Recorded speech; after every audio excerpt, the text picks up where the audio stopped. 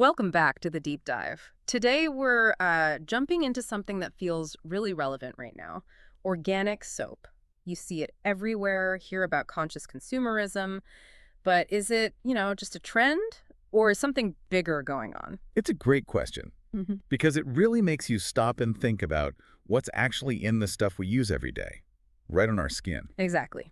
So our mission today, as always, is to, well, dive deep into our sources, pull out the key bits of info, and give you a shortcut to understanding what organic soap is all about. We'll look at what organic really means here, how it stacks up against the regular stuff. Yeah, and what it means for you, and maybe even for the planet. Okay, so let's get started. Let's unpack this. When we say organic soap, what are we really talking about? Is it just a fancy label? Well, it's actually more defined than you might think. Basically, organic soap has to be made primarily from natural oils and plant-based ingredients. And crucially, these ingredients need to be grown and processed without things like synthetic pesticides, herbicides, or chemical fertilizers. Okay, so it's as much about what's not in it. Precisely. It's a very conscious exclusion. You won't find artificial fragrances, those strong perfume smells, no parabens, no sulfates. Like SLS, sodium lauryl sulfate. Exactly. SLS is a big one. It's a common foamer, but can be pretty harsh. Yeah. Also, no petrochemicals, no synthetic dyes for those bright artificial colors, and no GMO ingredients. Right. So what do they use instead? They lean heavily on things like cold-pressed oils. Think olive oil, coconut oil, sunflower oil. The cold pressing helps keep more of the good stuff, the nutrients, in the oils. Makes sense. And for scent, they use essential oils, which can also have benefits for the skin itself. You'll also see botanical extracts, maybe calendula, chamomile, lavender, things like that. So real plant extracts. Yeah. And sometimes natural exfoliants too, like maybe oatmeal ground up or certain types of clay. Okay, so that covers the ingredients. But you mentioned earlier it's kind of a whole philosophy. What are the core characteristics beyond just the list of ingredients? Yeah, if you zoom out a bit, these characteristics really define the whole approach. It starts with what we could call ingredient purity. Purity. Meaning, using certified organic oils whenever possible, making sure the raw materials aren't genetically modified. Even the colors have to be natural, things like turmeric for yellow or spirulina for green. No synthetic dyes allowed. Got it. Natural from start to finish. Pretty much. Yeah. And that leads to a clean formulation. So no synthetic surfactants. Those are the foaming agents like SLS we talked about. No artificial preservatives. And any scent comes strictly from essential oils. Okay. What else defines it? Well, another big piece is sustainable packaging. This is a huge focus. You'll often see plastic-free wrapping, maybe recycled paper or cardboard, sometimes compostable materials, or even reusable to tins or containers. Right, trying to reduce waste. Definitely. And finally, they're designed to be skin and planet-friendly. The formulas themselves are biodegradable, so they break down safely in water. The ingredients are often ethically sourced, and there's a strong commitment to no animal testing. That's non-negotiable for most organic brands. Okay, so that paints a pretty clear picture. Now let's put it head to head. If you grab a bar of typical conventional soap off the shelf and then an organic bar, what are the real practical differences you'd notice? Yeah, this is important. Are we just swapping labels, or is it fundamentally different? And it is quite different when you break it down. How so? Okay, let's look at the base. Conventional soap often relies on synthetic SLS, SLES, those are the main cleansing agents. No. Organic soap uses saponified plant-based oils like olive or coconut oil as its base. Saponified. Ah, yeah, that's the chemical process that turns oils and an alkali like lye into soap. We can maybe touch on that later. Okay, so base ingredients are different. What else? Fragrance. Big difference. Conventional soaps almost always use artificial, often petroleum-derived, fragrance compounds. Organic soaps, only essential oils. I bet you can smell the difference. Oh, absolutely. Yeah. Essential oils have a different character, often more subtle or complex than colorants. Synthetic dyes in conventional versus natural clays, herbs, spices, and organic. Right. And the environmental side. Huge contrast. Many conventional soap ingredients aren't readily biodegradable. They can persist in waterways. Organic soaps are formulated to be eco-safe, break down easily. Plus, the whole zero-waste packaging angle we mentioned. And for your skin, you said conventional can be harsh. Yeah, those synthetic detergents can strip away your skin's natural oils, leaving it feeling tight or dry. Organic soaps, because they're made from oils and retain natural glycerin, tend to be much gentler and more hydrating. Okay, that leads perfectly into the benefits. Let's talk about what you actually get from switching, both for yourself and, the bigger picture. Right. And what's interesting is how these benefits kind of stack up. First off, as we just touched on, They are genuinely gentle on your skin. How exactly? Well, a key thing is that the traditional soap-making process used for many organic soaps naturally creates glycerin. In conventional soap making, this glycerin is often removed and sold off separately. Ah, I've seen glycerin in lotions. Exactly. It's a humectant. It draws moisture to the skin. By leaving it in the soap, organic bars help keep your skin naturally moisturized and prevent that dryness and irritation. So less need to slather on lotion right after showering, maybe? Potentially, yes. Yeah. Many people find that. Also, a huge benefit is being free from toxins. You're avoiding those potentially endocrine-disrupting preservatives like parabens and other synthetic additives that some people react badly to or just prefer to avoid. Okay, gentle, non-toxic. What about the planet? That's where being eco-friendly really shines. Yeah. The biodegradability is key. It means they're safe for waterways and septic systems.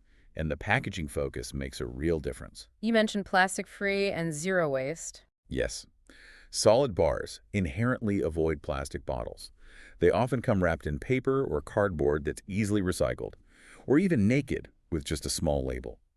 Plus, here's something interesting from the sources. Oh. A well-made, dense, organic soap bar can actually last a surprisingly long time, sometimes longer than 2 or even 3 bottles of liquid body wash because it's concentrated soap, not mostly water. Huh.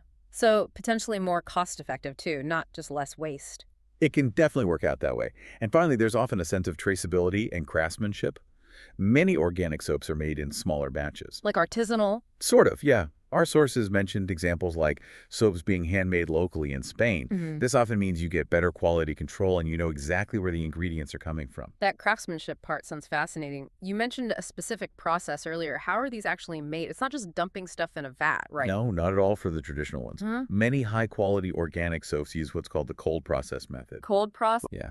It involves mixing plant oils like olive, coconut, palm, though sustainable sourcing is key there, castor oil, etc., with an alkali solution, usually lye, which is sodium hydroxide. Why?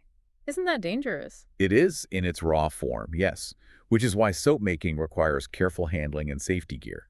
But the magic happens during saponification. That's the chemical reaction, where the oils in the lye completely transform. They basically neutralize each other. Okay. And what you end up with is soap, which is technically a salt of fatty acids and that valuable natural glycerin we talked about.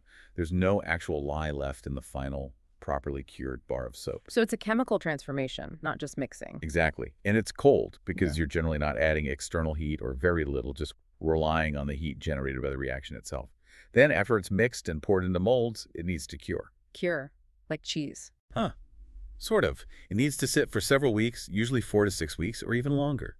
During this time, the saponification process fully finishes, any remaining water evaporates, and the bar hardens and becomes milder and gentler on the skin. Wow, so it takes patience. It really does. And often, especially for small producers, the bars are then cut and packaged by hand.